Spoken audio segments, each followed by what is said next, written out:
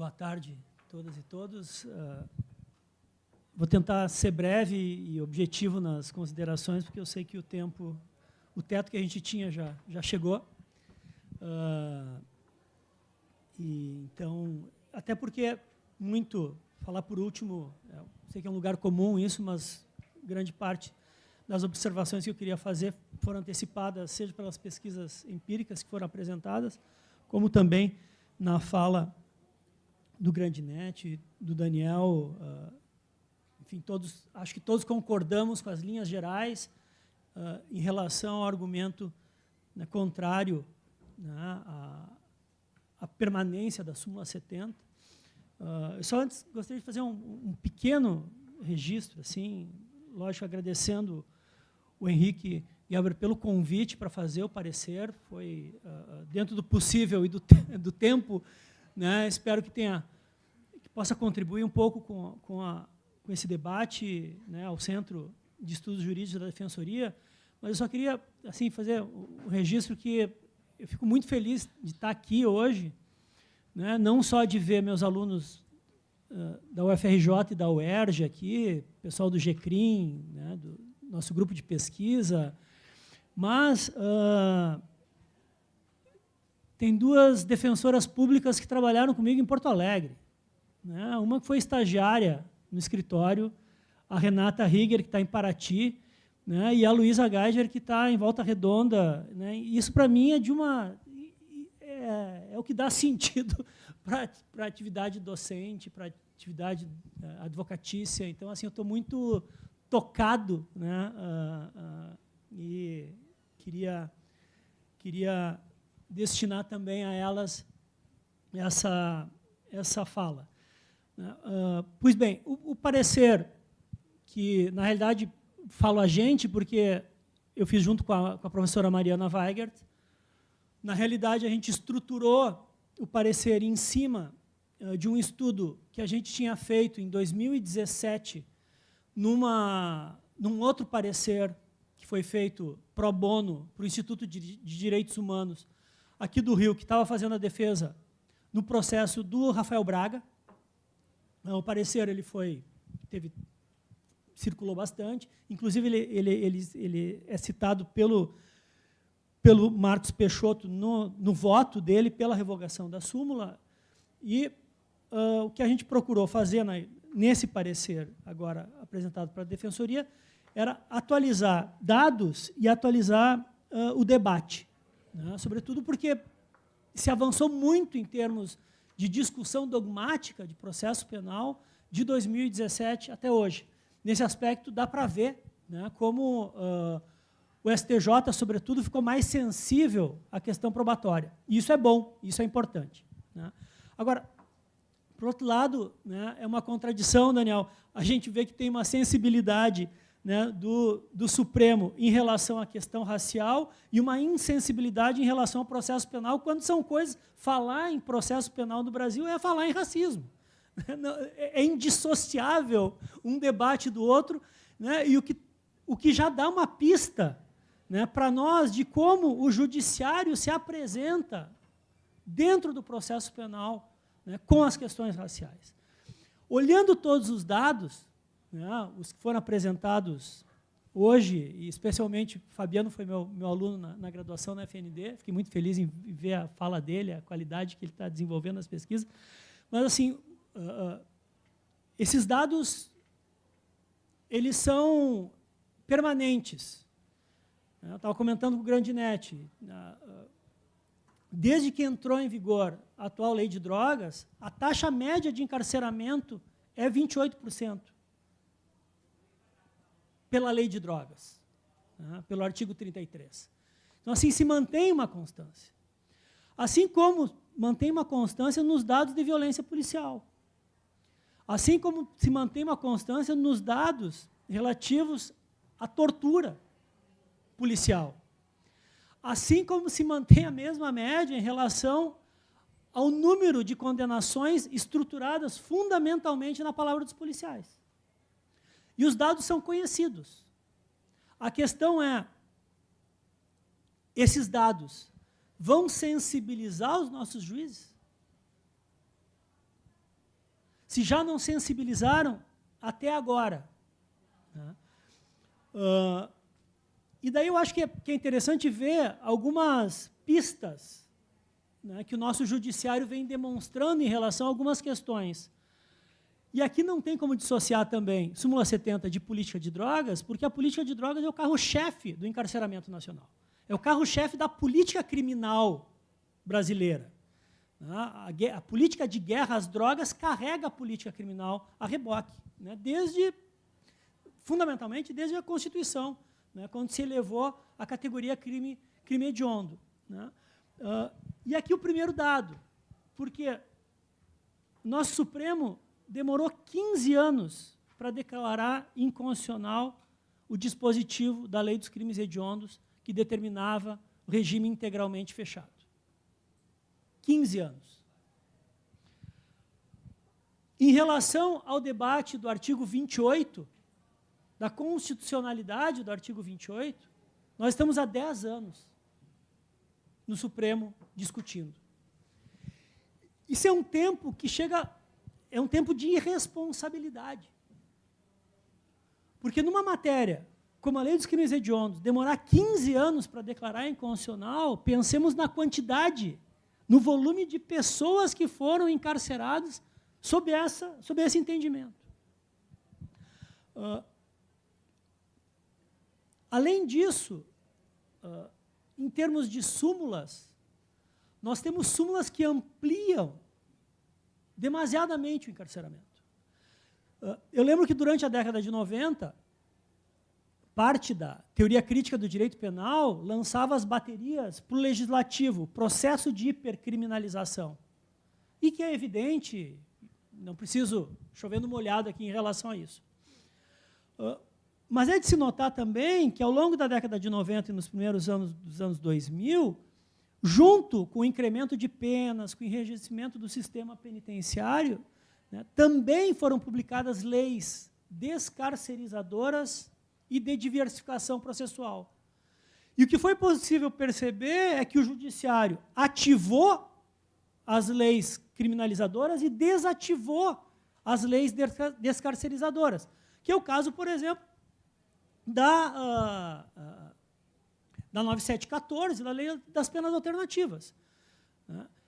Tem inúmeros estudos que demonstram, né, que as alternativas penais viraram aditivos penais.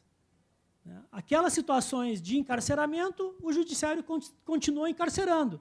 E para aquelas situações em que eram situações de sentenças absolutórias, a pena alternativa foi a pena alternativa.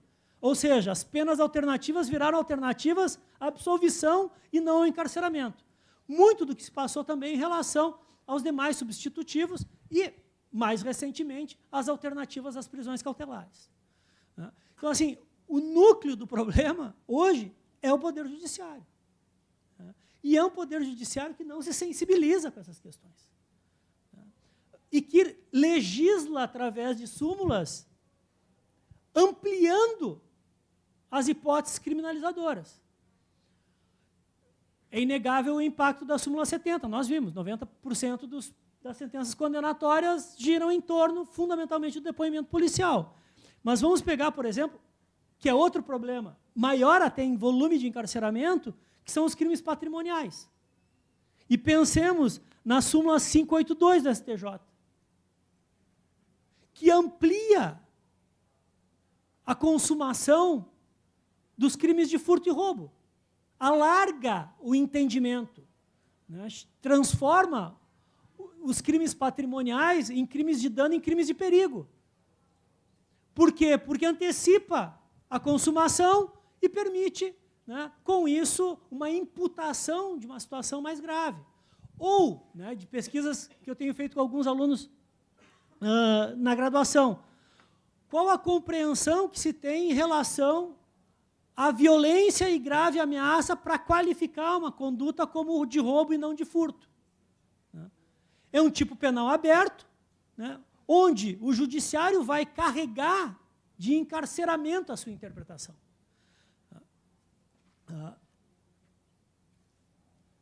E, junto a isso, né, o problema da nossa política de drogas, né, que tem no plano legislativo aquilo que a gente chama de criminalização onicompreensiva, porque criminaliza todos os ciclos, desde os atos preparatórios até os atos de exaurimento.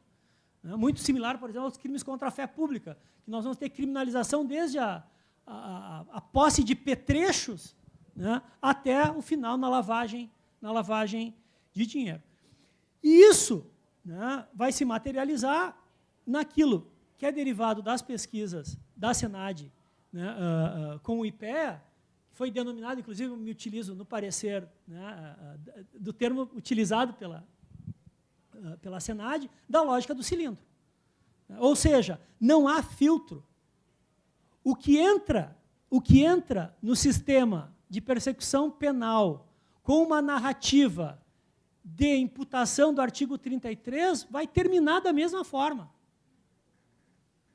O que, se a gente comparar, por exemplo, os crimes do direito penal econômico, é uma lógica completamente diversa, que é um sistema de funil, como deveria ser para todos, onde os filtros vão operando, né, na qualidade da prova, né, ou seja, nem todos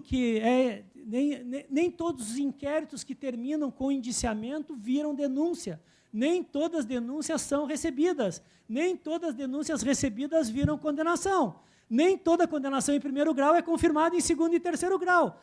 Aqui, na lógica da política de drogas, tudo que é determinado, relatado, né, no inquérito policial e indiciado, vira denúncia, vira recebimento de denúncia, vira condenação em primeiro grau e é confirmado em segundo grau.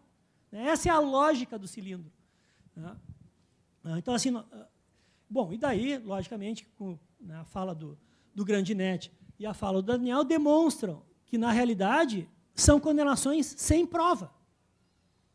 Porque o status de prova do depoimento policial não é um status qualificado. E isso, a teoria do processo penal, há bastante tempo demonstra.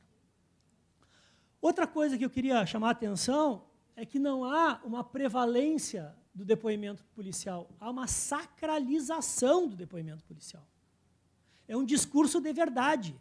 E a verdade policial se transforma na verdade judicial. É uma prova tarifada, sim.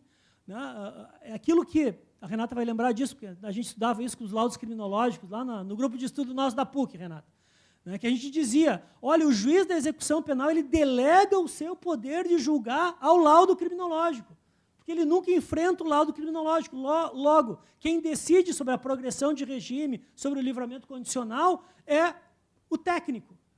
Aqui nós estamos trabalhando com a mesma ideia. E essa sacralização da palavra policial pela súmula 70 é exatamente a mesma lógica dos autos de resistência. Não muda. Né? A forma de interpretação é a mesma. Bom, feitas essas considerações preliminares, que já, né, vai metade da minha fala, eu queria rapidamente, para concluir, ler as conclusões do parecer. Não se preocupem, são 32 páginas só. Estou brincando. Né, que eu acho que, de alguma forma, tenta sintetizar. E eu fiz, né, o parecer em dois planos, bem dentro de uma metodologia própria da teoria crítica do direito penal, né, que é fundamentar criminologicamente as hipóteses dogmáticas. Né, é preencher o espaço de argumentação dogmática com elementos criminológicos. Aqui estamos falando de dados empíricos. Né? Por isso, o parecer ele é dividido em duas partes. Hoje eu recebi o ok do Centro de Estudos, né, para fechar o parecer. Eu acho que até semana que vem já encaminha a versão final, Henrique.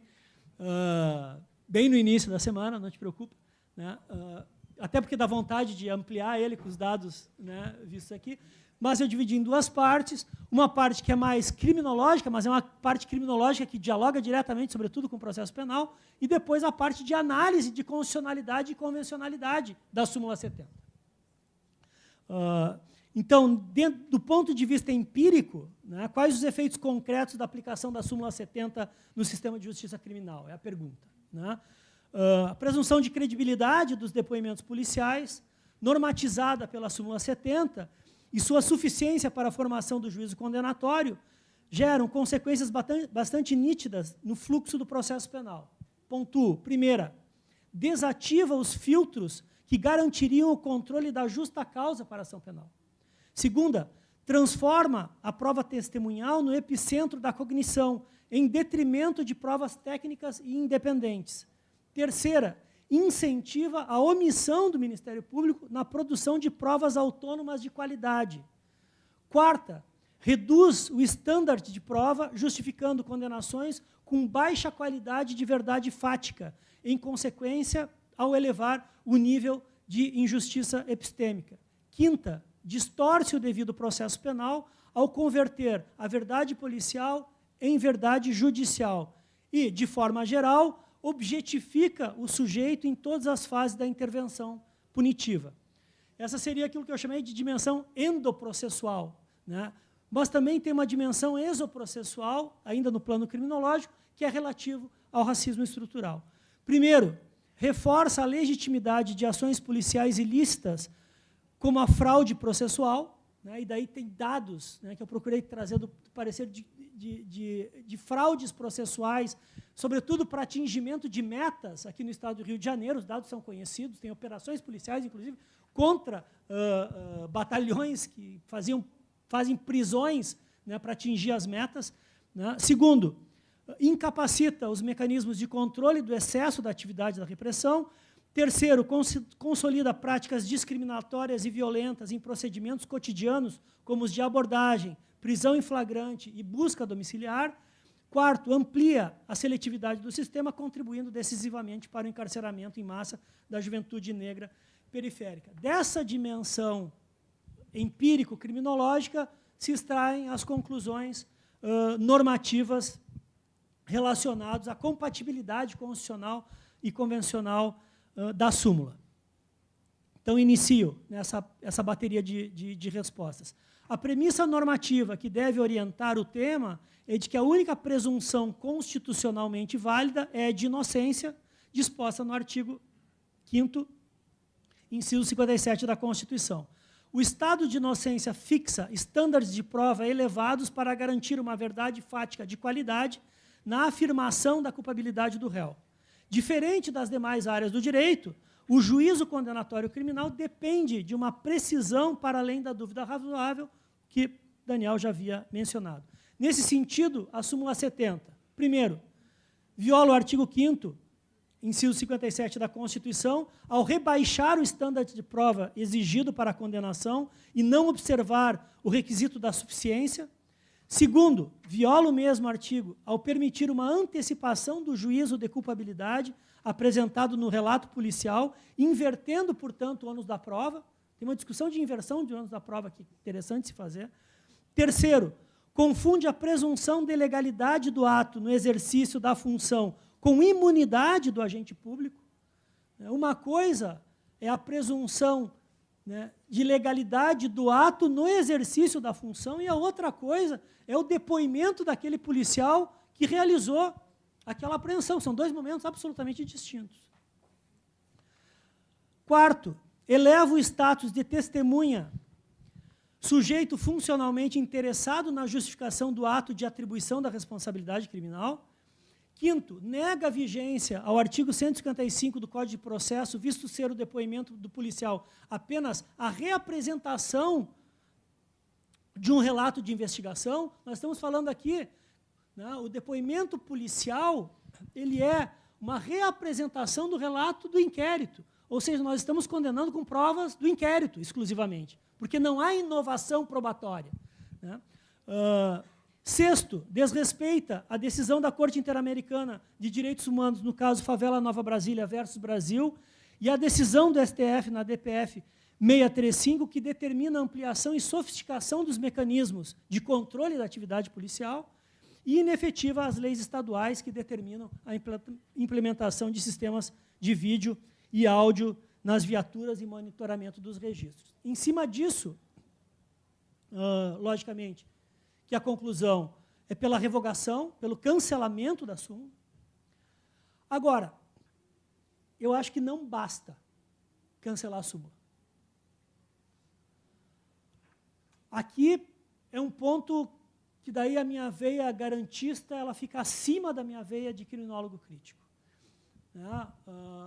Uma das lições mais preciosas do Ferraioli, né, no Direito e Razão, quando ele trata do sistema punitivo, né, e que tem tudo a ver com o que nós estamos dizendo aqui, ele vai dizer, nós temos que interpretar o sistema punitivo a partir de um princípio inverso ao princípio da legalidade dos atos do poder. A tendência de todos os atores do sistema punitivo é a violação dos direitos, e não a sua preservação. É o que ele chama de princípio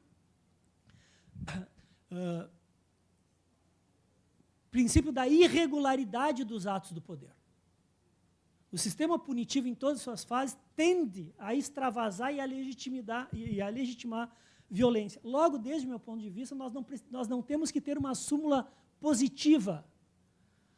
O que está em discussão hoje no TJ aqui do Rio é revogação ou revisão da súmula. E a revisão da súmula, a proposta é de considerar válido depoimento policial desde que amparado em outra prova. Desde o meu ponto de vista, a redação tem que ser negativa. Não é válido depoimento policial que não esteja amparado, porque, senão, esses espaços de interpretação, né, dentro do sistema punitivo acabam sempre ativando o poder punitivo e não restringindo.